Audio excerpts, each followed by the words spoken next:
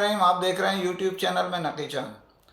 दोस्तों, पाकिस्तान में जो मौजूदा हुकूमत आई, जो सिस्टम चल रहा था इंपोर्ट और एक्सपोर्ट का, उसमें बड़ी तब्दीली देखने में आई और अमली तौर पर भी उसका सामना ताजिरों को करना पड़ गया। बहुत सारी अशिया, जिसमें 80 से ज़ायद अशिया पे जो है वो बैंड लगा दिया गया और उसमें एलसी खोलने की पाबंदी लगा दी गई इंपोर्ट के सिलसिले में।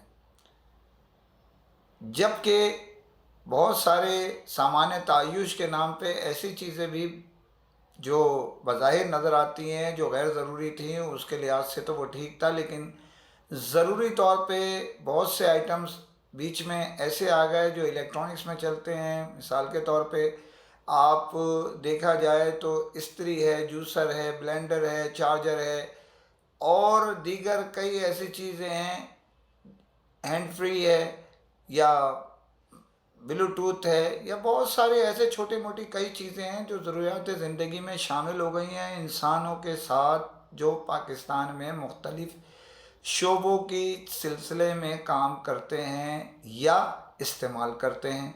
यानी दोनों सूरत में ताजिर भी पिस गए और साथ साथ जो सामीन और जो देखने वाले हैं, लेने वाले हैं, वो भी इसकी लपेट में आ गए। यहाँ मामला बाद में ये तय पाया कि जनाब सामान्य तायुश की चंद अशिया को छोड़ के बाकी चीज़ों पे पाबंदी बरकरार रखी गई और जो गैर ज़रूरी अशिया थी उन्हें खोल दिया गया। मैं आपको अमली तौर पे बताता हूँ कि हुआ क्या। मोबाइल फ़ोन, ऑटोमोबाइल और दीगर जो भी, अब तो नया नारा ये लगा दिया है कि जो भी पाकिस्तान में तैयार होने वाली अशिया है उस पर हम एलसी की इजाज़त नहीं देंगे खोलने की। ये इत्तलात गर्दिश कर रही हैं। हुआ ये कि ये सारे मामलात पर जो अरबों रुपए की ड्यूटी हासिल होती थी पाकिस्तान में, मोबाइल फ़ोन से, इलेक्ट्रॉनिक शोबों से और कारों की इंपोर्ट के सिलसिले में जो ड्यूटी ली जाती थी वो शदीद मुतासिर हुई और उसका सिस्टम बिगड़ के रह गया।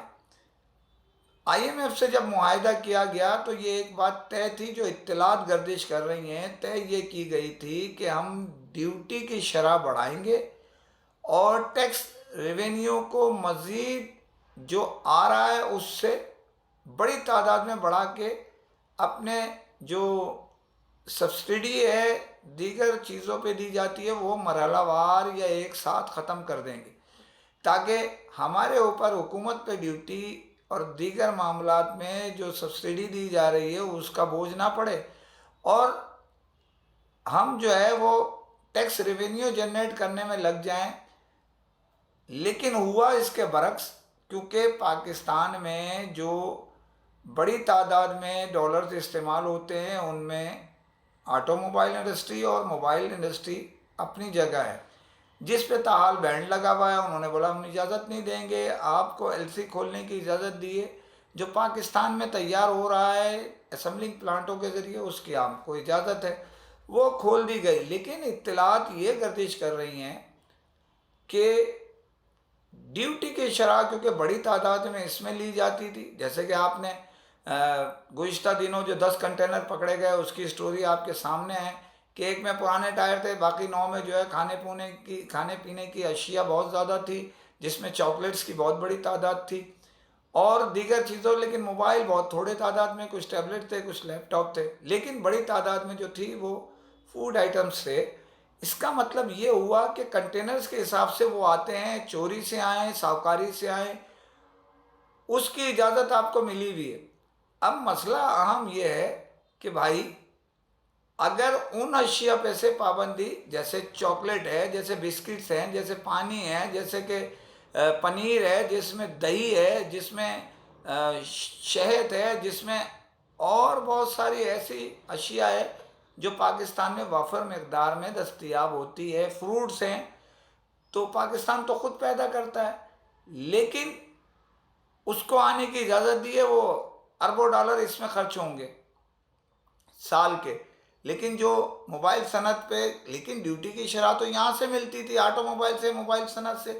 अब लिपस्टिक, कॉस्मेटिक्स वगैरह की इजाज़त दे दी गई है, जिसमें बहुत बड़ी तादाद में पैसे की इन्वेस्टमेंट होती है, लेकिन इन पे पाबंदी नहीं है। आईएमएफ इत्तलात मीडिया रिपोर्ट्स गर्दिश कर रही है कि आईएमएफ ने ये एक इनके साथ मुज़ाकरात या बातचीत इस बात पर शुरू की है कि इस मसले को भी हल किया जाए ताकि टैक्स रेवेन्यू जनरेट हो सके। यहाँ मोबाइल आप उसके ज़रिए नहीं आने दे रहे, एलसी नहीं खोलने दे रहे हैं, इंपोर्ट नहीं आने, लेकिन क्या स्मगल शुदा मोबाइल फ़ोन बंद हो गए? थोक के हिसाब से आ रहे हैं। बल्कि अभी आप एप्पल जो नया 14 रिलीज़ हुआ है दुनिया भर में, पाकिस्तान में ऑफिशियल नहीं आया लेकिन अवेलेबल है, पाकिस्तान के हर शहर में आपको चाहिए तो अवेलेबल है। इसका मतलब है कि आए तो हैं, वो स्मगल से आए हैं, खेप से आए हैं, वाया पर्सनल पैकेज से आए हैं, लेकिन आए हैं। इसका मकसद ये हुआ कि आपने जो रुकावट डाली थी वो लोगों ने रद्द कर दी, स्मगलर्स ने रद्द कर दी, उनको फ़ायदा हो गया। वो जो है अब उसके ज़रिए मंगवा रहे हैं। अभी 3 महीने तो छुट्टी हो गई ना, 3 महीने की तो वो इस्तेमाल कर सकते हैं सिम डाल के भी। तो 3 महीने बाद देखेंगे, पीटीए कराएंगे। अभी तो माल आ गया और उसके बाद वो मार्केट में भी हो गया। अगर बिक रहा है इसका मतलब है आ चुका है। तो असल बात ये है कि यहाँ हज़ारों लाखों लोग दानिस्ता और गैर दानिस्ता मुतासिर हो रहे हैं।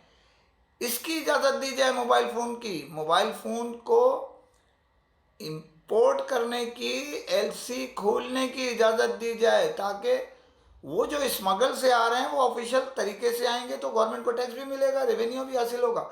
और स्मगलिंग का माल भी, डॉलर्स तो जा ही रहे हैं, ऑटोमेटिक जा रहे हैं। डॉलर्स की भी आपको पता है जो कहानी चल रही है कि हमने ये खबर वॉइस ऑफ इलेक्ट्रॉनिक्स दे चुका है कि अपना रिकॉर्ड डॉलर खुद तोड़ देगा उड़ान का। आप देखते जाइए, जो हमने खबर दी थी पहुँच तो गया वहीं तक, 339-40 रुपये, 239-40 तक पहुँच गया है। और ऑफिशियल जो है वो इंटर बैंक में उसकी भी बहरहाल 30-32 रुपये, 32-33 रुपये की हो गई है पोजीशन। हो जाएगा। जिस तरह की पॉलिसियाँ चल रही हैं भाई, ये आपने इजाज़त दी है सैलाब के नाम पे।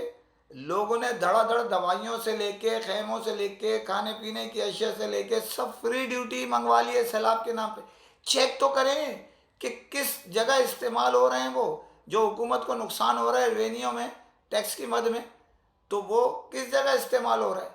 ये भी देखिए कि किस जगह कौन दे रहा है सामान, मॉनिटरिंग तो करें। सिस्टम को बेहतर कराने की ज़रूरत है। तो ये लोगों को दानिस्ता या गैर दानिस्ता जो गलतियां कोताही हो रही हैं उसके अजाला कीजिए ताकि लोग आपको खैर व बरकत होगी रोज़गार में तो आपको भी याद रखेंगे दुआओं में। तो ये चीज़ें पे ऑटोमोबाइल की मामला जो चल रहे हैं वो अपनी जगह चल रहे हैं, लेकिन मोबाइल सनत है, इलेक्ट्रॉनिक्स के कंटेनर खड़े हुए हैं एसेसरीज़ के, आप उनको इजाज़त ही नहीं दे रहे। तो इसका मतलब ये हुआ कि मार्केट में जो यहाँ चीज़ नहीं है हैंड फ्री, पाकिस्तान में आपने कोशिश ही बड़े पैमाने में ताजरों के साथ मिलके नहीं की कि सब चीज़ यहाँ तैयार हो।